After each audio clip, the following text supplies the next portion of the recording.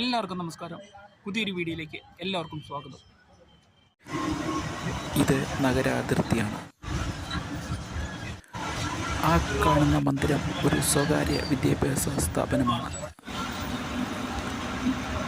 ഇപ്പോഴും ബാംഗ്ലൂരിലേക്കുള്ള യാത്ര തുടർന്നുകൊണ്ടിരിക്കുകയാണ്. നഗരത്തോടടുത്ത സ്ഥലമാണെങ്കിലും ഇപ്പോഴും നമുക്ക് കാണാം ധാരാളം സ്ഥലത്ത് കൃഷി ചെയ്തിരിക്കുന്നു. വിശാലമായ ഏരിയ, വളരെ വിശാലമായി കിടക്കുന്ന ഒരു സമതല പ്രദേശത്ത് കൂടിയാണ് ഈ ഹൈവേ കടന്നു പോകുന്നത്. അതുകൊണ്ട് വളരെ ദൂരം ഉള്ളതുപോലെ നമുക്ക് തോന്നും ഹൈവേക്ക്. ഇവിടെ എത്തിയപ്പോൾ നമുക്ക് കാണാൻ പറ്റുന്നത് നിരവധിയായ ട്രക്കുകൾ റോഡ് സൈഡിൽ പാർക്ക് ചെയ്തിരിക്കുന്നതും അതോടൊപ്പം തന്നെ എതിർ ട്രാക്കിൽ ധാരാളം വാഹനങ്ങൾ പോകുന്നതുമൊക്കെയാണ് നമുക്ക് ഇപ്പോൾ കാണാൻ കഴിയുന്നത്. ഇതാ ഇവിടെ വീണ്ടും കൃഷിഭൂമി. ഇപ്പോൾ ഒരു ഫ്ലൈ ഓവറിൻ്റെ മുകളിലൂടെയാണ് വാഹനം പോകുന്നത്. ഫ്ലൈ ഓവറിൽ നിന്ന് താഴേക്ക് നോക്കുമ്പോൾ നമുക്ക് കാണാൻ കഴിയുന്നത് വിശാലമായ ഏരിയയിൽ ധാരാളം കൃഷി ചെയ്തിരിക്കുന്ന സ്ഥലങ്ങൾ നമുക്ക് കാണാം.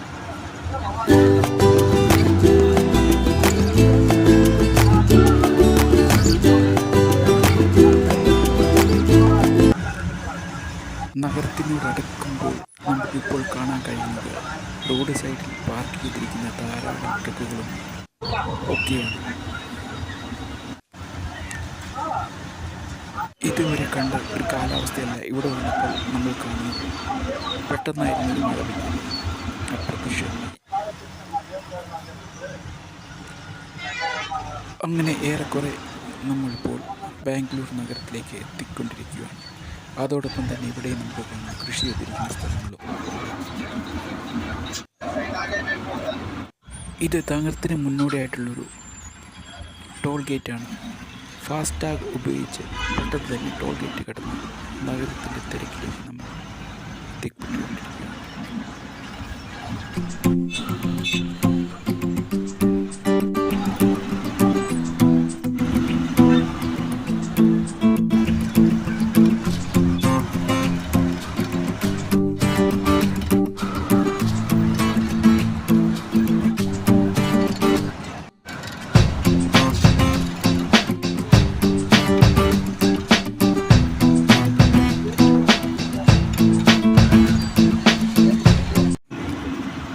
ഇതാണ് ബസ്സിനുള്ളിലെ യാത്രക്കാരുടെ അവസ്ഥ. യാത്ര ഇഷ്ടമല്ലെങ്കിൽ ഉള്ള അവസ്ഥ ഇതാണ്. റോഡിൻ്റെ ഇരുവശത്തും കാണുന്ന നിർമ്മാണത്തിരിക്കുന്ന പാലങ്ങൾ ബാംഗ്ലൂർ മെട്രോയുടെ ഭാഗങ്ങളാണ്.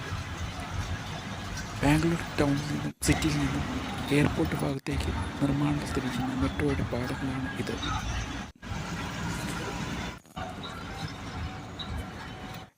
നമ്മുടെ നാട്ടിലെ മെട്രോ കൊച്ചി മെട്രോ എന്നറിയപ്പെടുന്ന പോലെ ബാംഗ്ലൂർ മെട്രോ അറിയപ്പെടുന്നത് നമ്മ മെട്രോ എന്നാണ്. ആ നമ്മ മെട്രോയുടെ ഭാഗങ്ങളാണ് ഇതൊക്കെ. ഇപ്പോൾ ബസ് പൂർണ്ണമായും ബാംഗ്ലൂർ സിറ്റിയിലേക്ക് പ്രവേശിച്ചിരിക്കുകയാണ്. അവിടെ ഇവിടെ ട്രാഫിക് ജാം. അത് വ്യത്യസ്തമായ നിർമ്മിതി. കണ്ടാൽ പുരാതന കെട്ടിടം പോലെ തോന്നും, പക്ഷേ അത് പൂർണ്ണമായും ഒരു മോഡേൺ ബിൽഡിംഗാണ്. അങ്ങനെ ഞങ്ങൾ സഞ്ചരിക്കുന്ന ബസ് ബൈപ്പാസും അണ്ടർപാസും ഒക്കെ കടന്ന് ബസ് സ്റ്റാൻഡ് ലക്ഷ്യമാക്കി പോയിക്കൊണ്ടിരിക്കുകയാണ്. അങ്ങനെ വാഹനം പോയിക്കൊണ്ടിരിക്കുമ്പോഴായിരുന്നു പെട്ടെന്നൊരു ട്രാഫിക് ജാം. അതിൽപ്പെട്ടു. ഇങ്ങനെ പോയാൽ എൻ്റെ ട്രെയിൻ മിസ്സായി തന്നെ. അത്രയ്ക്കുണ്ട് ട്രാഫിക് ജാം ഈ ബാംഗ്ലൂർ നഗരത്തിൽ. അങ്ങനെ കുറേ നേരത്തെ ട്രാഫിക് ജാമിന് ശേഷം ബസ് വീണ്ടും ബസ് സ്റ്റാൻഡിലെത്തി.